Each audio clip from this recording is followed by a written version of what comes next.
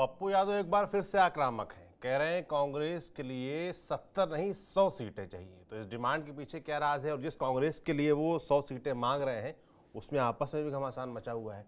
तेजस्वी यादव को नेता मानने को लेकर कोई नेता मान रहा है, कोई नेता नहीं मान रहा है, इस पर बात करेंगे। इसके अलावा पशुपति पारस जो विपक्ष की जो गठबंधन है उसकी मीटिंग में एक बार फिर से नहीं पहुंचे, तो उसके पीछे क्या बातचीत है, क्या राज है, ये समझेंगे। साथ ही डोमिसाइल पॉलिसी को लेकर जेडीयू ने आरजेडी को जवाब दिया है, इसके बारे में आपको बताएंगे। नमस्कार, मेरा नाम सौरभ है और आप देख रहे हैं हमारा खास शो राग बिहारी।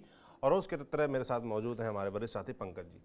पंकज जी, सबसे पहले तो बात कर लेते हैं पप्पू यादव के बारे में।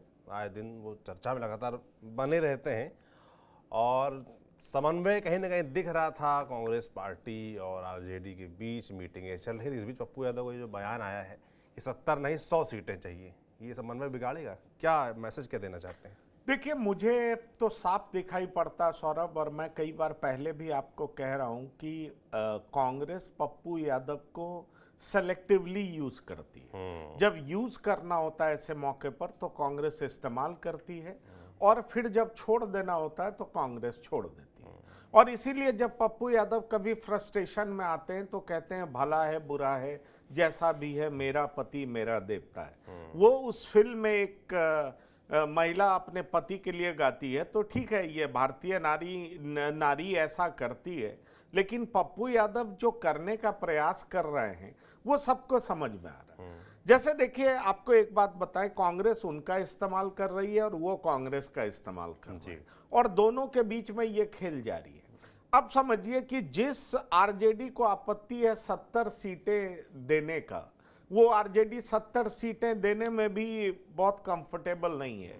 उस आरजेडी से ये मांग क्या कर रहे हैं, तो 100 सीट चाहिए। इतना ही नहीं, यही कहते हैं कि आरजेडी लखेड़ा पार्टी है।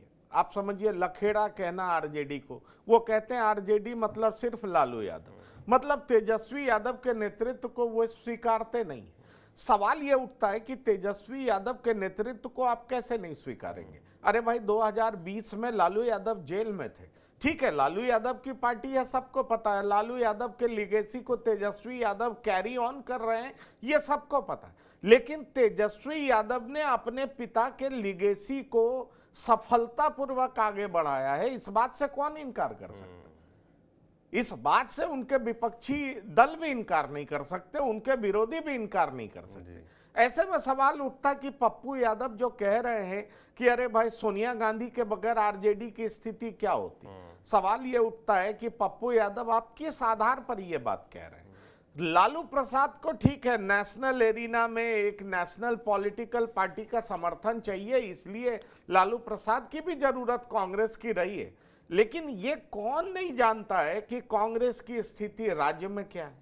ये कौन नहीं जानता है कि कांग्रेस की स्थिति अगर सुधरी भी है तो इसकी बड़ी वजह यह है कि राहुल गांधी ने भारत जोड़ो यात्रा की, उसके बाद मुसलमान फिर से भरोसा करने लगे।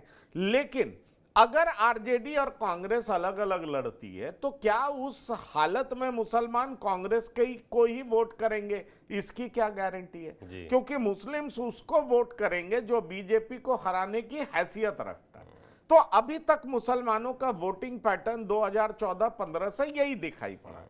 इसलिए मैं आपसे कहना चाह रहा हूं कि जिस तरह की बात पप्पू यादव कर रहे हैं, मुझे लगता है वो कांग्रेस को खुश करने का प्रयास कर रहे हैं, खास तौर पर उस घटक दल को जो तेजस्वी यादव के नेतृत्व को अभी तक नहीं स्वीकारा है। अब देखिए, कांग्रेस में ही दो धड़ा है। एक धड़ा जिसको रिप्रेजेंट अल्लावरू कर रहे हैं, अल्लावरू को किसने भेजा है, तो राहुल गांधी ने भेजा है। राहुल गांधी का मैंडेट लेके अल्लावरू आए हैं। लेकिन एक धड़ा ऐसा है जो मानता है कि नहीं भाई, बिना तेजस्वी यादव के राजनीति कांग्रेस कैसे कर सकती है बिहार?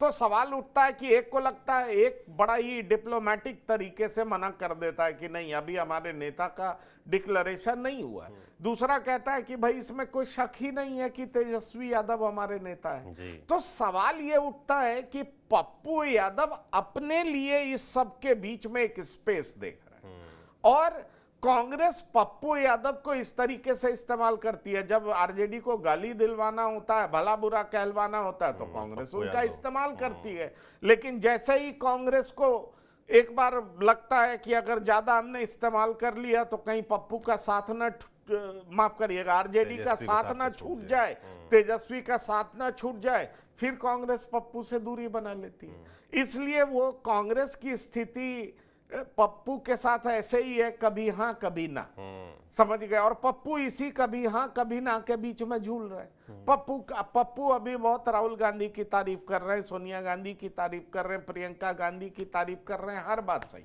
उनसे पूछा जाए कि आपको कांग्रेस लोकसभा चुनाव में टिकट क्यों नहीं दिलवा पाई, जरा ये तो बता दीजिए। आप गए, आपको पूरा अंगोछा उड़ाया गया, कांग्रेस ऑफिस में, दफ्तर में आपको बकायदा कहा गया कि आप कांग्रेस पार्टी का हिस्सा हैं। पवन खेड़ा वहां पर मौजूद थे, नेशनल मीडिया में ये खबरें आई, लेकिन आप फिर क्यों नहीं टिकट ले पाए और कांग्रेस क्यों नहीं दिला पाई?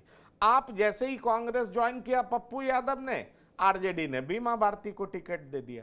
इसलिए पप्पू यादव को भी ये पता है कि कांग्रेस की उनको जरूरत है। पप्पू यादव को लगता है कि कांग्रेस अब ओबीसी पॉलिटिक्स करने लगी है। पप्पू यादव को लगता है कि हमारे पास हर जगह कार्यकर्ता हैं, नेता हैं, मैं कांग्रेस में अपना बेहतर भविष्य देखता हूं। तो पप्पू यादव एकदम बिल्कुल छटपटाहट है उनमें कि एक पार्टी का नेतृत्व करने को मौका मिलेगा, लेकिन कांग्रेस ने कहां दिया नेतृत्व करने के लिए, बताइए। अखिलेश सिंह हट भी गए तो राजेश राम आ गए ना, पप्पू यादव कहां है? पप्पू यादव एसोसिएट मेंबर है, जब कांग्रेस चाहती है उनको बुला लेती है। अहमदाबाद अधिवेशन में तो बुला ली, लेकिन जब दिल्ली में पार्टी की मीटिंग हो रही थी उसमें तो पप्पू यादव आए नहीं, उनका दर्द भी बाहर निकला। तो इसलिए पता नहीं कितने दिन तक कांग्रेस पप्पू यादव से ये गाना गवाएगी कि भला है बुरा है जैसा भी है, मेरा पति मेरा देवता है। ये पति कांग्रेस है या पति सत्ता है या कुर्सी है या अपने पॉलिटिकल सर्वाइवल के लिए पप्पू यादव बहुत तरह की बात कर रहे हैं, लेकिन कांग्रेस उनको अपने भीतर समाहित कर ले, अपनी पार्टी में उनको कोई महत्वपूर्ण जगह दे दे। देखिए ना, आज उन्होंने यहां तक कह दिया कि 1 लाख लोगों को शामिल कराएंगे। तो भाई 1 लाख लोगों को कहां शामिल कराएंगे, या भड़क मार रहे हैं, बड़बोलापन है। पर पप्पू यादव ये ना वो भूलें कि भाई तेजस्वी यादव का पूरे बिहार में जनाधार है, उनके पार्टी का स्ट्रक्चर है, कांग्रेस को आरजेडी की जरूरत है। और ऐसे में कांग्रेस भले ही सोच रही है कि आरजेडी हो, सपा हो, अब इनके विरोध में हमें उतरना होगा, हमें अपना जनाधार मजबूत करना होगा, लेकिन बिहार में खास तौर पर कांग्रेस अभी भी उस स्थिति में दिखाई नहीं पड़ती है। पप्पू लाख कह दें लखेड़ा पार्टी, सारा कुछ ठीक है, आरजेडी सुन रही है, लेकिन सवाल उठता है कि क्या कांग्रेस में पप्पू यादव को वो तवज्जो मिलेगा? मुझे तो शक है, मुझे तो नहीं दिखाई पड़ता है। अगर उतना ज़्यादा पप्पू यादव बोलेंगे तो मुझे लगता है आरजेडी बड़ा साफ मैसेज दे देगी कि भाई अपना देख लीजिए, आपको जो करना है कर लीजिए, नमस्कार। बिल्कुल, अब नमस्कार होता है या नहीं होता, बाकी फिलहाल पप्पू यादव आक्रामक है और उनको मुझे लगता है आनंद भी आ रहा है, पर आनंद के चक्कर में कुछ बवाल ना हो जाए ये भी देखने वाला होगा बिहार में। एक और नेता हैं पशुपति पारस, अब विपक्ष की बात हो रही है तो उनके बारे में बात कर लेते हैं। एक बार फिर वो मीटिंग में नहीं पहुंचे, चल क्या रहा है उनके दिमाग में? अभी भी कुछ बैकडोर से डीलिंग चल रही है एनडीए में? नहीं, मीटिंग में पहुंचे नहीं, मीटिंग में बुलाए नहीं गए। अच्छा, ठीक है, मीटिंग में बुलाए नहीं गए।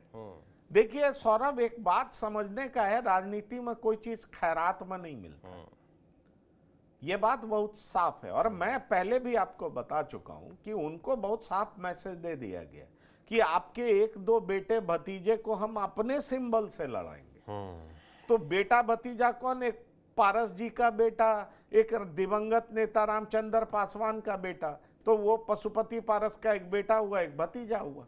उस दोनों शख्सियत को वो आरजेडी के सिंबल पे लड़ाना चाहते हैं। सूरजभान सिंह के 1-2 लोगों को, क्योंकि पशुपति पारस के बैकबोन माने जाते हैं सूरजभान जी, और सूरजभान सिंह राजनीति के लिए वैसे ही छटपटा रहे हैं जैसे मछली बिना पानी का छटपटाती। आखिरकार आपको अपना बाहुबल का प्रदर्शन कैसे करिएगा? अब वो समय तो रहा नहीं कि सूरजभान सिंह जैसे बाहुबली जाने जाते हैं उस तरीके से बाहुबल का प्रदर्शन करेंगे। भाई राजनीतिक ताकत चाहिए ना, राजनीतिक ताकत चाहिए होगा तभी तो आप सत्ता के गलियारे में दहाड़ पाएंगे, आपकी बात लोग सुनेगा। नहीं तो आपकी बात लोग सुनेगा क्यों? आपके पास लोग आएंगे क्यों? और आप लोगों के बीच लोकप्रिय क्यों रहेंगे? आप देखिए ना, वहीं के तो अनंत सिंह मोकामा से ही तो लड़ते हैं, और मोकामा सूरजभान सिंह का घर है, गांव है। तो सूरजभान सिंह भी राजनीति क्यों करना चाहते हैं? वो एमपी रहे, सूरजभान सिंह की पत्नी एमपी रही, उनका भाई एमपी रहा। तो सूरजभान सिंह, मेरे पास पुख्ता जानकारी है कि सूरजभान सिंह कहते हैं कि बकरी बन के जी नहीं सकते, अब हमें अपना पॉलिटिक्स तो करना पड़ेगा। तो पॉलिटिक्स करने का मतलब क्या है? पॉलिटिक्स करने से लोग बकरी से बाघ बन जाता है, यही मतलब निकाला जाए ना। तो कुल मिलाकर के वो ये कहना चाहते हैं कि भाई जो व्यापार है, धंधा है, राजनीतिक ताकत है, वो कैसे आएगा? वो चुनाव लड़ने से आएगा, सत्ता में बने रहने से आएगा। अब चिराग पासवान ने पारस की स्थिति खराब कर दी है। सूरजभान सिंह पशुपति पारस के साथ चले गए थे, और पशुपति पारस के साथ चले गए तो क्या हुआ कि चिराग पासवान ने किसी तरीके से अपमान का घूंट पिया उस समय, लेकिन जब मौका आया तो चिराग पासवान ने इन सबको पार्टी से बाहर कर दिया। चिराग पासवान चुनाव से पहले ये इंश्योर करने में कामयाब रहे कि भाई इन लोगों को आप एनडीए में नहीं लेंगे। अब देखिए, एनडीए ने इन लोगों को कोई सीट भी नहीं दिया। पशुपति पारस पिछली सरकार में मंत्री थे और इस बार एनडीए ने इनको एक सीट नहीं दिया। कहीं राज्यसभा नहीं भेजा, कहीं का गवर्नर नहीं बनाया। सवाल ये उठता है कि ये क्यों नहीं बनाया? क्योंकि बीजेपी भी समझ चुकी है कि असली ताकत, असली वोट बैंक चिराग के साथ है। तो चिराग का वैल्यू है, चिराग का भाव है। अब चिराग कह रहे हैं कि मेरा दिल बिहार में लग रहा है, मैं पिता से उलट राजनीति करना चाह रहा हूं। ये चिराग क्यों बोल रहे हैं, इसके भीतर की कहानी क्या है, हम अगले शो में बताने जा रहे हैं कि दरअसल ये कहानी क्या है। चिराग का दिल बिहार में क्यों लग रहा है? आखिर क्या हुआ जो अब चिराग केंद्र दिल्ली छोड़ करके बिहार जाना चाहते हैं? पहले तो वो अपने पिता की तरह नेशनल लीडर बनना चाहते थे, अब वो बिहार जाना क्यों चाहते हैं? तो ये एक ऐसा सवाल है जिसका जवाब हम अपने शो में देंगे, बताएंगे बिहार की बात में कि दरअसल क्या घटना घटी। पर यह बात जान लीजिए कि चिराग पासवान ने अपने चाचा से इस तरीके से बदला लिया कि अपने पिता का जो भी जनाधार था वो अपने साथ कर लिया। अब पशुपति पारस के पास जनाधार है कि नहीं है, इसको लेकर के असमंजस की स्थिति में है तेजस्वी। और असमंजस क्या, आप आरजेडी के किसी नेताओं से बात करेंगे, वो आपको बता देंगे कि अरे भाई इनके पास कोई जनाधार नहीं है, इसलिए हम इनको क्यों ढोते रहेंगे, अगर ढोना भी पड़ा तो 1-2 सीट दे देंगे, 1-2 सीट जो है उनको हमारे सिंबल पे लड़ना पड़ेगा। मेरी तो उनकी पार्टी के कुछ नेताओं से बात हुई है, इस आधार पर मैं आपको कह रहा हूँ। इसीलिए पारस ना बुलाए गए और बुलाए नहीं गए हैं, इसलिए भाई वो जाएंगे कैसे? अगर बुलाए गए होते तो दौड़े दौड़े जाते, चूड़ा दही खाने गए, हर मौके पे गए। जब इन्होंने अपने घर पर वो पार्टी दी थी, पार्टी नहीं, वो क्या कहते हैं, जो रमजान के समय में इफ्तार पार्टी में जब ये गए और ये बैठे हुए दिखाई पड़ रहे थे, लग रहा था कि महागठबंधन के महत्वपूर्ण घटक दल होंगे, लेकिन तेजस्वी यादव अपने तरीके से फैसले ले रहे हैं। लालू यादव का दिल पसीजा भी होगा, पर Tejashwi Yadav A to Z की पार्टी बनाने में लगे हुए हैं, तमाम जाति को जोड़ने में लगे हुए हैं, और इस चक्कर में वो हर नेताओं का पॉलिटिकल स्ट्रेंथ आंक रहे हैं, उस हिसाब से टिकट बंटवारे की सोच रहे हैं। उनके अंडरस्टैंडिंग में मुझे लगता है कि पारस अभी उतने महत्वपूर्ण दिखाई नहीं पड़ रहे हैं, इसीलिए पारस को बुलाया नहीं गया। बिल्कुल, मुझे लगता है कि अंतिम मौके पर जब वो एकदम असहाय हो जाएंगे तब उनको शायद जो थोड़ा बहुत ले दे के काम चलाना पड़े। देखने वाला होगा भविष्य पशुपति पारस का क्या होता है।